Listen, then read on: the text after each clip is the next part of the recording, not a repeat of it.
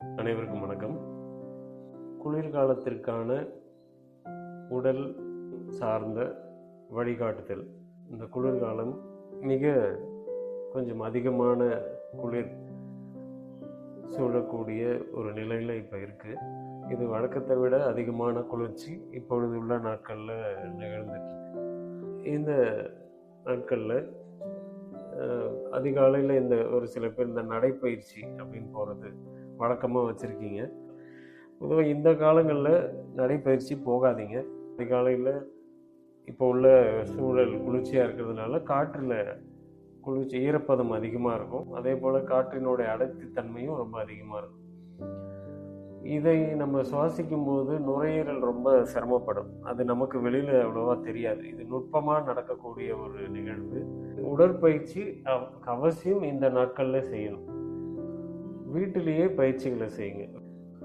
பின்வளைவு முன்வளைவு, அதாவது back bend forward bend அப்படின்னு சொல்லக்கூடிய, நேராக நின்றுட்டு கைகள் ரெண்டையும் உயர்த்தி பின்பக்கமாக வளைங்க. முதுகு பின்பக்கமாக வளைக்கும் போது மூச்சை உள்ளே இழுங்க. அப்படியே முன்பக்கமாக வளைஞ்சு காலை தொடுங்க. கால் கட்டை விரலை கை விரல்களோட தொடும்போது கால் மூட்டு மடங்காமல் பார்த்துக்கணும். நல்லா தலையை குனிஞ்சு தொடுங்க.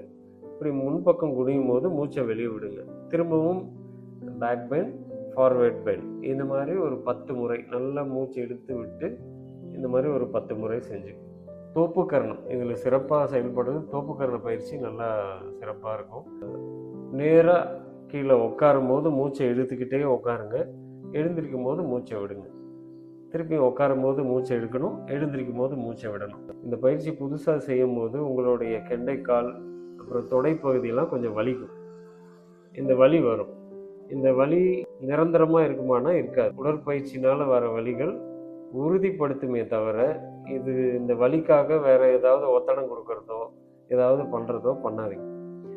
இந்த தோப்புக்கரண பயிற்சி நிறைய உடல் சார்ந்த வைகளுக்கு தீர்வாக இருக்கும். இந்த வெரிகோஸ் வெயின் சொல்லக்கூடிய நரம்பு சுருட்டல், இந்த இதுலேருந்துலாம் இதில் வெளியில் வரலாம். தோப்புக்கரண பயிற்சி இதயம் சம்பந்தப்பட்ட தொந்தரவுகள், பிபி இருக்கிறவங்க கூட இந்த பயிற்சியை தினமும் பண்ணால் அவ்வளோ சிறப்பாக நல்லாயிருக்கும். இந்த பயிற்சியை செய்யும். உங்கள் அனைவருக்குள்ளும் மகரிஷிகளின் அருளும் ஆசையும், அகத்திய மாமகரிஷியின் அருளாசையும், துருவ நட்சத்திரத்தின் பேரருளும் பேரொளியும் நிறைவதாக.